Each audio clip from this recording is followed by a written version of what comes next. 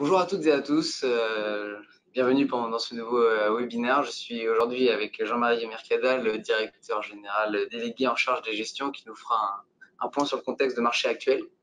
Bonjour Jean-Marie. Bonjour. Vous pouvez également poser toutes les questions que vous souhaitez et nous prendrons le temps d'y répondre à l'issue de ce webinaire. Alors Jean-Marie, nous sommes au milieu de l'année. Le bilan des marchés en 2019 est très positif. Alors, qu'est-ce qui a motivé ce changement de climat entre la fin d'année catastrophique que nous avons vécu en 2018 et puis ce début d'année?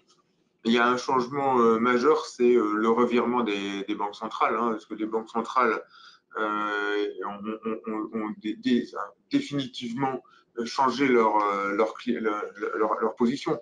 Si on regarde les évolutions effectivement à mi-année, on a des performances extraordinaires puisqu'on a gagné à peu près 15 à 20% sur les grands marchés actions, on a gagné entre 3 et 7% sur les marchés obligataires selon qu'ils soient plus ou moins sensibles et plus ou moins exposés au crédit aux émergents. Là, finalement, la seule classe d'actifs qui est négative, c'est le monétaire cette année. Donc, c'est un peu un paradoxe et ça illustre bien la situation actuelle. Donc, on a commencé l'année dans un climat très anxiogène où les investisseurs se préparaient plutôt à une phase de normalisation, c'est-à-dire de remontée des taux d'intérêt. Et puis, tout le monde a été un peu pris à contre-pied dès le mois de janvier, avec un revirement de ton orchestré d'abord par la Réserve fédérale, qui a commencé à expliquer que finalement, l'économie n'était plutôt pas aussi solide que précédemment, mais plutôt modérée, et elle a laissé entendre que les taux allaient baisser, et donc tout au long de cette première partie de l'année, on a vu les taux obligataires baisser très sensiblement, comme on voit ici sur le graphique à l'écran. L'année dernière, à peu près à la même époque, les taux américains étaient montés jusqu'à plus de 3%, justement en préparation d'une certaine normalisation. Et là, aujourd'hui, on est revenu à 2% sur le 10 ans américain. Et avec des anticipations sur les Fed Funds qui ont baissé au fur et à mesure du discours de la Fed. Et donc, maintenant, on attend une première baisse des taux en mois de juillet et on en attend encore 2 ou 3 d'ici la fin de l'année prochaine. Et évidemment, comme la Fed a parlé la première, la BCE n'a pas été en reste. Et donc Mario Draghi, pour l'une de ses dernières sorties, nous a expliqué que lui aussi, éventuellement, il pouvait avoir recours à des baisses des taux, voire à des politiques monétaires à nouveau quantitatives. Donc, ce qu'on voit, c'est que de toute façon, les anticipations de remontée de l'Eonia se sont éloignées au fil du temps et on ne voit pas de remontée, en tout cas d'Eonia positive dans les marchés avant au moins 2023. Donc ça, c'est la première raison, donc les banques centrales. Et la deuxième raison, c'est que les États ont continué des politiques budgétaires qui sont moyennement rigoureuses. Évidemment, avec des taux aussi bas, les États n'ont pas envie de se priver d'emprunter et ça va au détriment des politiques de rigueur. Donc ça a été fait aux États-Unis l'année dernière. Et puis, on le voit bien en Europe, les tentations d'être budgétairement plus laxistes sont grandes, avec tous les mouvements populistes qu'on a connus. Donc ça, c'est les deux grandes raisons. Et les investisseurs ont été un peu pris à contre-pied puisqu'ils étaient plutôt sous-pondérés. Donc, ils ont un peu couru après le marché tout au long de cette première partie de l'année. Alors du coup, quelles sont les perspectives et anticipations pour le deuxième semestre 2019?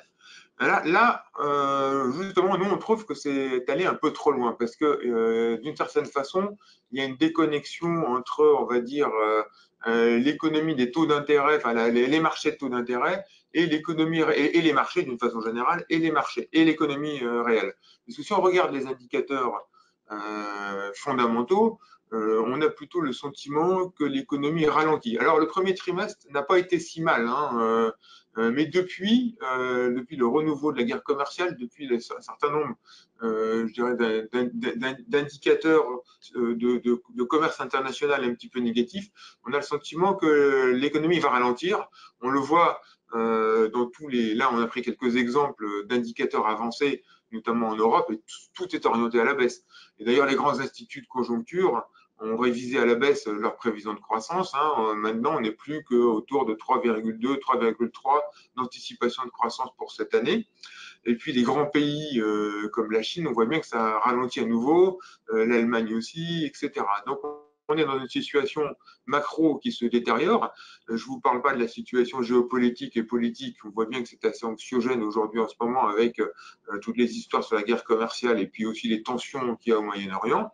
Et de ce fait-là, nous, on se dit qu'il y aura une répercussion sur les résultats des entreprises. Et c'est vrai que si on regarde les dernières évolutions des estimations de croissance de bénéfices aux États-Unis et en Europe, on a plutôt des révisions à la baisse. Alors là, ici à l'écran, on a les derniers chiffres sur les anticipations de bénéfices pour les entreprises du SP500. Donc, c'est la courbe verte pour les évolutions des prévisions pour 2019.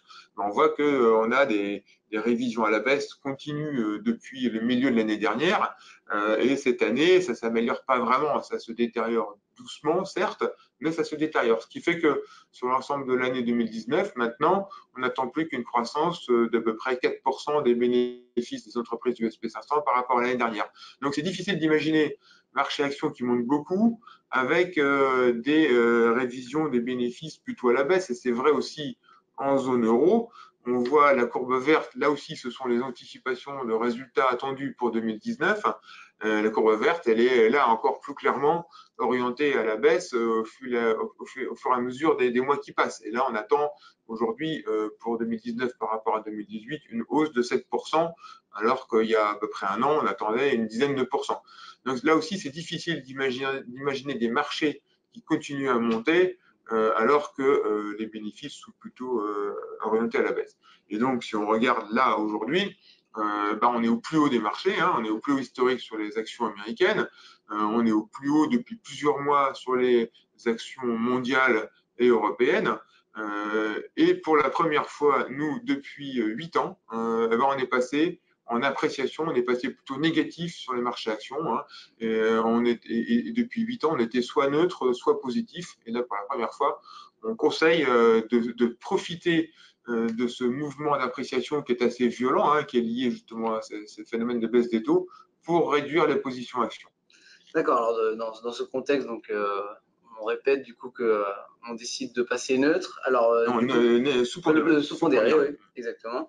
Et du coup, quelle est la vision OFI Alors, en synthèse, notre scénario, il est donc beaucoup plus prudent qu'en début d'année, hein, parce que je rappelle qu'au mois de décembre, on avait décidé de passer positif sur les actions. Hein, justement, on n'avait pas tellement cru aux anticipations de fort ralentissement économique que le marché anticipait à cette époque-là. Bon, c'est allé très vite, on a gagné, comme je disais, 15 à 20%, mais là aujourd'hui, on est dans un climat anxiogène avec cette histoire de guerre commerciale qui est quand même assez préoccupante, et puis cette économie mondiale qui donne quand même des signes de ralentissement, alors qu'elle était juste en rétablissement en début d'année, et là, du coup, elle ralentit. Et donc, nous, ce qu'on anticipe sur les différents marchés, sur les taux d'intérêt, il est évident qu'on va avoir une stabilité. Donc, nous, on anticipe des taux à 10 ans américains qui vont rester entre 2,5, et sur la zone euro, on anticipe des taux allemands qui, en rythme de croisière, vont rester entre moins 0,25 et 0. Hein, donc, le chemin vers une normalisation des taux d'intérêt, on n'est pas prêt de le voir tout de suite.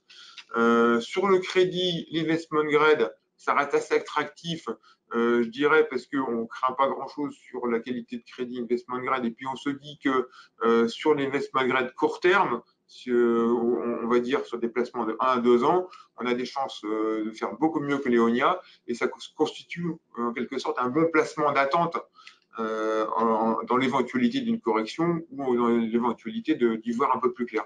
Le high yield, en mois de mai, on avait conseillé de revenir franchement sur ce segment. La performance depuis le mois de mai était très positive. Là, c'est un peu cher. Il y a quand même pas mal d'agitation sur ces obligations qui, quelquefois, ne sont pas très liquides, et donc, à la moindre mauvaise nouvelle, on perd beaucoup de figures. Donc, sur le high yield, il faut vraiment avoir une vision d'acheter pour garder, et sur un horizon de 4-5 ans, et se dire qu'on va faire mieux que les taux courts. Mais le potentiel d'appréciation est bien minoré aujourd'hui. On aime toujours les obligations émergentes, même le parcours depuis le début de l'année est extraordinaire, hein, parce que les obligations émergentes, on a gagné à peu près 7 à 8% suivant les segments. Bon, c'est intéressant en absolu, puisqu'on a du rendement autour de 6 à 7%, et en relatif, évidemment, par rapport à tout ce qu'on voit sur les taux en Europe. Et puis, c'est relativement liquide, surtout sur les dettes qui sont des dettes gouvernementales, et sur des devises émergentes qui sont dans l'ensemble pas trop chères, et qui, dans l'ensemble, seraient je dirais pas favorisé, mais qui ne serait pas pénalisé par un dollar trop fort. Or, on a le sentiment que le dollar sera un peu sans tendance, voire un peu plutôt baissier.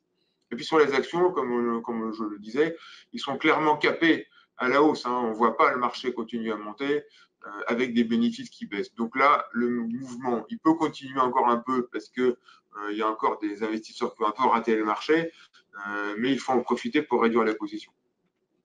D'accord, merci beaucoup Jean-Marie pour ce point très clair. On va pouvoir maintenant passer aux questions.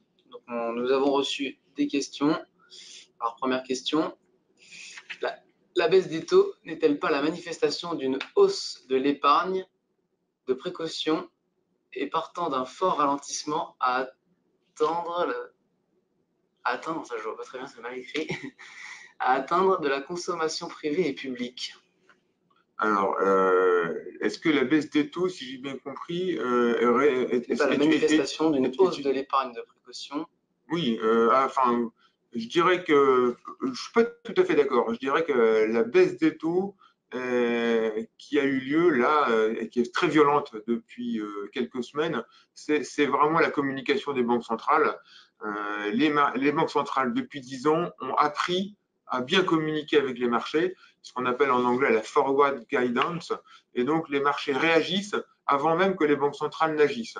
Alors c'est vrai que il y a beaucoup d'épargne aujourd'hui et de liquidités dans le monde, mais il y a aussi énormément de dettes. Les États n'ont fait que s'endetter au cours des 10 dernières années, les entreprises aussi. Donc cette épargne, elle est aussi en face du stock de dettes. Mais pour la direction des taux d'intérêt, c'est plutôt les banques centrales qui font le marché et elles sont pour elles, c'est d'autant plus facile de le faire parce qu'il n'y a pas d'inflation. Alors, il y a beaucoup de littérature qui a été écrite sur ce sujet de l'inflation. Est-ce que c'est une nouvelle ère liée à la technologie, liée au vieillissement de la population, etc., etc., et liée au fait que les prix de l'énergie soient finalement assez contenus. Mais en tout cas, tant qu'il n'y a pas d'inflation, les banques centrales pourront continuer à piloter justement l'orientation des taux d'intérêt, et ça arrange bien les États, parce que les États, du coup, peuvent continuer à s'endetter à moindre coût. Et donc, on est dans un cercle qui peut paraître pas tellement vertueux, mais qui, d'une certaine façon, quelque part, pour l'épargnant, c'est difficile, puisqu'il y a une grande partie du marché qui est un peu manipulée, en quelque sorte, par les banques centrales. Alors ensuite, donc, que penses-tu de la rencontre entre Xi Jinping et Donald Trump et quelle pourrait être la réaction des marchés? Alors ça, c'est le grand sujet aujourd'hui de la guerre commerciale. Nous, notre sentiment, c'est que cette guerre commerciale, elle va durer longtemps. Donc, ce qu'on disait dans nos publications récentes, c'est que c'est une espèce de nouvelle guerre froide. Il y a beaucoup d'enjeux à long terme entre la Chine et les États-Unis. Alors bon, sans parler d'enjeux de suprématie mondiale, mais enfin, il y a quand même des enjeux commerciaux sur les règles technologiques, sur savoir est-ce que les Chinois peuvent s'affranchir du dollar, etc. Donc, il y a des vrais enjeux de très long terme qui ne vont pas se résoudre en 2 secondes.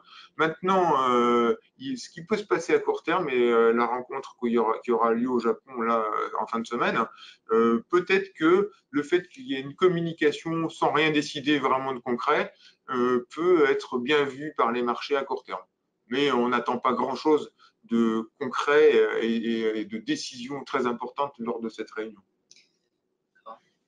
Donc, ensuite, le marché s'attend à ce que la Fed réduise ses taux d'intérêt en juillet. Quel est ton scénario principal? Quel impact cela aurait-il sur les États-Unis, l'Europe et l'économie mondiale? Que feraient les marchés obligataires?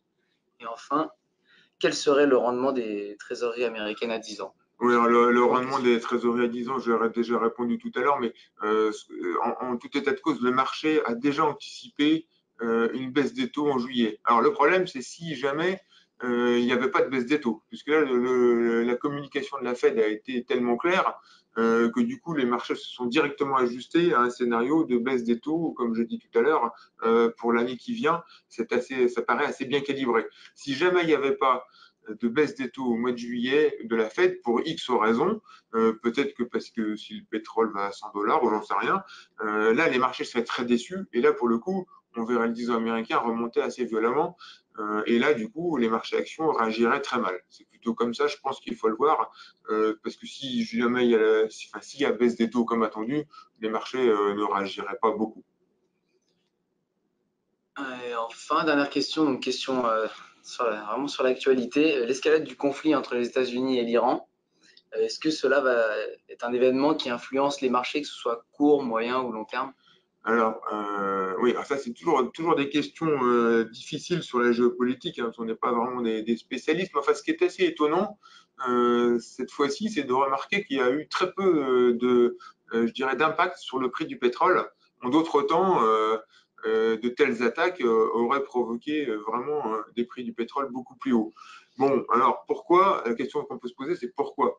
La raison que je vois, c'est que finalement les marchés n'y croient pas tellement, hein. Et d'ailleurs, Donald Trump, en se rétractant, soi-disant qu'il avait donné un ordre de bombardement et qu'il s'est rétracté, finalement, les marchés ont acté le fait que finalement il y aura pas vraiment de guerre. D'autre part, on voit mal Donald Trump provoquer une hausse du pétrole à court terme, alors qu'il se bat pour que justement l'Arabie Saoudite fasse tout pour que le pétrole ne monte pas trop. L'Arabie Saoudite est plutôt un allié des États-Unis. Et puis en plus, on sait que dans l'optique d'une réélection, ce serait quand même très mal vu de la part de son électorat de base d'avoir un prix du pétrole qui monte beaucoup. Donc c'est peut-être l'explication qui fait que les marchés réagissent peu à ce conflit. Maintenant, on sait que c'est une zone très sensible et donc à moyen long terme, bon, moi je suis pas trop capable d'analyser quelles vont être les évolutions futures. On peut juste dire qu'aujourd'hui, le marché n'a pas l'air de croire à une escalade à court terme. Très bien, merci beaucoup et merci à tous de nous avoir suivis pour ce webinaire. Merci à toi, Jean-Marie. Merci, merci Maxime.